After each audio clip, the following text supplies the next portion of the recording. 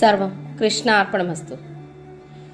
മേടമാസത്തിന്റെ പൊൻപുലരി, ഒരു പുതിയ തുടക്കം, ഒരു പുതിയ പ്രതീക്ഷ. അതാണ് വിഷു.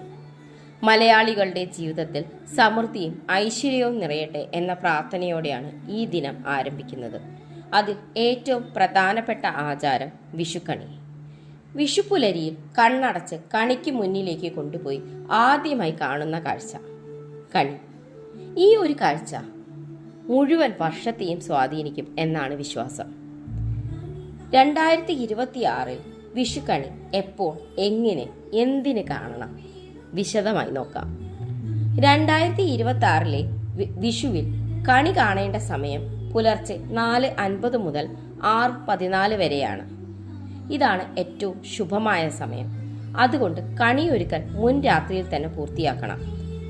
ശാന്തവും വൃത്തിയുമുള്ള ഒരിടം തിരഞ്ഞെടുക്കുക. സാധാരണയായി പൂജാമുറിയിലോ വീടിന്റെ വടക്കു ഭാഗത്തോ ആണ് കണിയൊരുക്കുന്നത്. ഇപ്പോൾ വളരെ ലളിതമായി വിഷുക്കണി എങ്ങനെ ഒരുക്കാമെന്ന് നോക്കാം. ആദ്യം നിലവിളക്കും ഓട്ടുരുളിയും വൃത്തിയാക്കുക. ശേഷം ഉരുളിയിൽ ഉണക്കലരിയും നെല്ലും നിറയ്ക്കുക. ഇത് സമൃദ്ധിയുടെ അടിസ്ഥാനമാണ്. അതിനു മുകളിൽ നാളികേരം വെക്കുക. പിന്നീട് കണിവെള്ളരി, മാങ്ങ, ചക്ക, കദളിപ്പഴം എന്നിവയും അലങ്കരിക്കുക. അവസാനം കണിക്കൊന്ന പൂക്കൾ ചേർക്കുക. ഇതിനൊപ്പം ആറന്മുള കണ്ണാടി വെക്കുക. കണിക്കൊപ്പം സ്വന്തം മുഖം കാണാൻ വേണ്ടിയാണ്.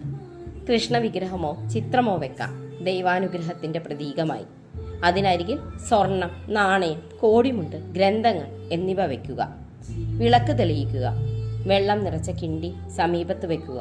ഇതോടെ വിഷുക്കണി ഒരുക്കൽ പൂർത്തിയായി. പക്ഷേ ഇത് വെറും ഒരു ഒരുക്കമല്ല. ഓരോ വസ്തുവിനും ഓരോ അർത്ഥമുണ്ട്. നിലവിളക്ക് ജീവിതത്തിലെ ജ്ഞാനത്തിന്റെ പ്രകാശമാണ്.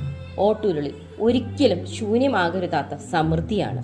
അരിയും നെല്ലും ജീവിതത്തിന്റെ അടിസ്ഥാനമായി കണക്കാക്കപ്പെടുന്നു. നാളികേരം പൂർണ്ണതയുടെയും ശുദ്ധിയുടെയും പ്രതീകമാണ്. പഴങ്ങൾ സമൃദ്ധിയും സന്തോഷവും പ്രതിനിധാനം ചെയ്യുന്നു. കണിവെള്ളരി ശാന്തത, കദളിപ്പഴം സത്കാരം, മാങ്ങ ഫലം ലഭിക്കൽ, ചക്ക കുടുംബ ഐക്യം എന്നിവയെ സൂചിപ്പിക്കുന്നു. കണിക്കൊന്ന വിഷുവിന്റെ അടയാളം, ഐശ്വര്യത്തിന്റെ പ്രതീക. കണ്ണാടി സ്വയം തിരിച്ചറിയുക എന്ന സന്ദേശം. കൃഷ്ണ വിഗ്രഹം ഭഗവാൻ കൃഷ്ണന്റെ, മഹാവിഷ്ണുവിന്റെ അനുഗ്രഹത്തെ പ്രതിനിധാനം ചെയ്യുന്നു. സ്വർണവും നാണയവും സാമ്പത്തിക സമൃദ്ധി. പക്ഷെ ജീവിതത്തിൽ സമ്പത്ത് മാത്രം മതിയാവില്ലല്ലോ.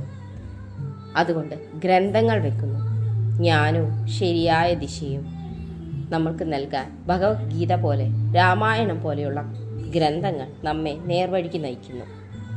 വെള്ളം ജീവന്റെ ആധാരം. കുങ്കുമം, കൺമഷി സംരക്ഷണവും സൗഭാഗ്യവും ലക്ഷ്യമാക്കുന്നു. വെറ്റില, അടയ്ക്ക എന്നിവ കൂടെ വെക്കുക. ശുഭതയും ആദരവും അതിൽ ഇൻക്ലൂഡ് ചെയ്യുന്നു.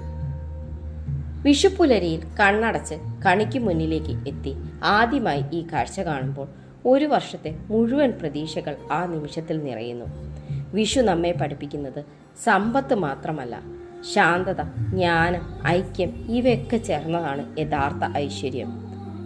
ഈ വിഷുവിൽ നിങ്ങളുടെ ജീവിതത്തിൽ സമൃദ്ധിയും സന്തോഷവും നിറയട്ടെ.